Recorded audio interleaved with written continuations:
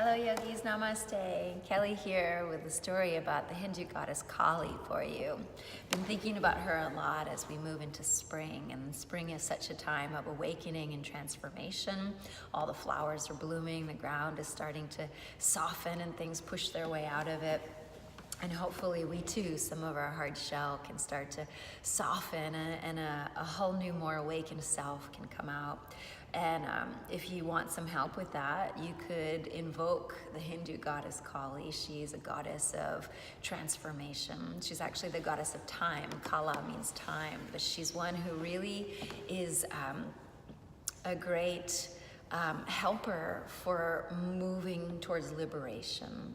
You know, Kali is the kind of transformation that is not always comfortable, but really absolutely necessary if we want to make any progress on our spiritual path, if you want to make any progress towards self-awareness and awakening and liberation. So what I mean by uncomfortable is that, you know, often the things that keep us small are things that we hold on to really tightly, you know, certain old habits or old ways of thinking or old relationships, old patterns. That stuff can be really hard to let go of. And so what Kali does when you invite her in is she comes and she pulls it away, or rather she pulls you away from it. And it's not always comfortable and easy. You know, they say that Kali, she does not care about your comfort. She does not care about your excuses. She only cares about your liberation. So when you say, I'm ready, all right, Kali, come on, cut away what's holding me back, well, you better be ready, because anything could go, and it might not be easy. In fact, it probably won't. But when you get through to the other side, you look back on it and think, oh, thank God that happened. Now I am so much more free. And so let me tell you a little story about Kali and how she came to be. So the story starts with a demon, as most stories do. And this demon had a special magic power that whenever you tried to slay him, if you cut the demon, any drop that spilled would automatically spring up into new demons. So people would try to defeat this demon, and when they slashed him with their swords or pierced them, every drop that spilled, new demons sprang up. And so this demon just kept multiplying and multiplying. His name was Rakta Bija, blood seed. And so everyone was completely frustrated and like, what are we gonna do? And they all run to Shiva and Parvati, and they beg Shiva and Parvati, please, please do something, help us. How do we defeat this demon? And so Parvati was the one who says, I got this. And what Parvati did, she jumped. She actually pulled Shiva's mouth wide open, pried it open with her hands, and she jumped right into his throat. And you might remember from an older story we've told that Shiva has a blue throat because when the gods and goddesses stirred the cosmic ocean to find the nectar of immortality, the first thing that came up was actually poison. And Shiva took that poison and he held it in his throat and he transformed it so that it would no longer harm the world.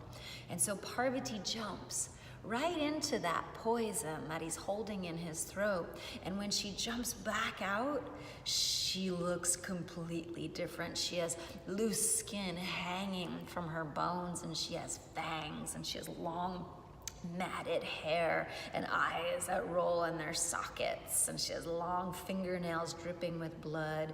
She's wearing nothing except for a skirt made of bloody severed arms and a necklace made of severed heads. Whoa. And in one hand she has a head on a platter dripping blood, and in another hand she has a sickle, like, I'm coming to get you, nobody's immune.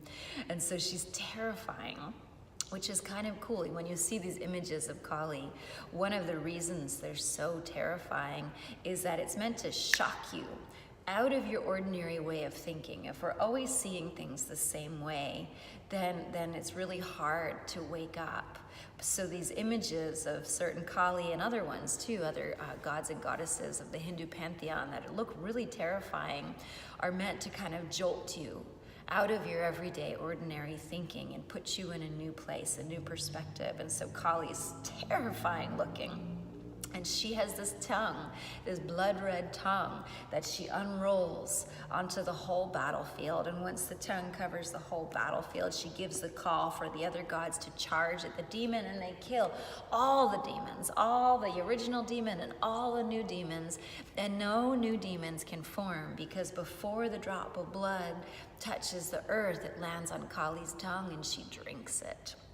And so they've defeated all the demons, and Kali is completely drunk on her victory, and she starts to dance and yell and pound and stomp her feet, and she's going really crazy, so much so that the world is shaking, and she's stomping on the corpses of the demons, and the gods think, oh no, she's gonna stomp on all of us. She's forgotten who she is now, and she can't stop herself.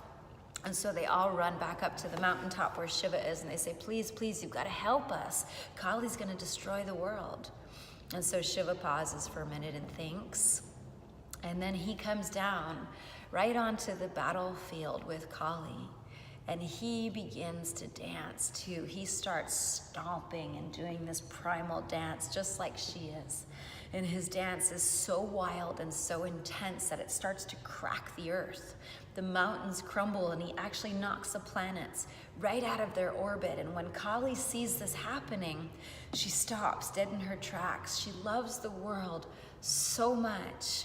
And to see it breaking like that, it breaks her own heart, and she stops her wild dance, and she immediately softens. Her whole demeanor softens, and just like that, she transforms back from this fierce-looking goddess with blood and severed heads back into Parvati, who's just all gentle and loving and sweet. So lots of good stuff in that story. I love in particular how Shiva didn't try to calm her down, you know? So Kali's like, Kali's our Shakti, right? Our power, the movement, the energy, how we are in the world. And we gotta go right into it, right? We gotta get on that battlefield and take care of business and slay the demons, you know, get out there and be fierce. But don't think that that's all there is. You know, when we start to get lost in the world, that's like how Kali was when she got drunk on the victory and she couldn't stop. You know, when we forget that our true nature is actually sweet and calm and still and just pure consciousness, when we get so wrapped up in the drama of the world, that's when we need Shiva to call us back. And so Shiva, he doesn't try to reason with her. You know, if somebody's angry, somebody's out of control, and you say, calm down, does that ever work? That never works. It just makes them more angry. So Shiva doesn't do that. He doesn't come down and try to talk to Kali and reason with her. He gets right in there and he dances with her. And so perhaps this is telling us something about how in every situation, you know, we've got to go into it. We can't run from our lives. We can't hide from our shadows. We've got to go right into it and deal with our stuff, deal with all our childhood stuff, deal with all our old patterns. But don't get lost in it. Bring your Shiva to it. And your Shiva is meditation. Your Shiva is perspective. Your Shiva is the equanimity that doesn't let you get completely knocked off your feet and lost in the situation. And so you go into it and you got your Kali, you got your power, but you've also got your Shiva. You got your perspective, you've got your spiritual practice, and you're not going to lose yourself in it. And then real transformation is possible. The kind of transformation where you look back on it and you feel like, wow, I just came through a war. But look at me now. Look at me now. That thing that's been on my back like such a weight for so many years, it's finally gone. Thank you, Kali. Somebody said that Kali, it's like imagine you're here and Kali's here and there's a door in between you and you say, okay, Kali, I'm ready for some liberation. I'm ready to shed some of this stuff that's keeping me small and stuck.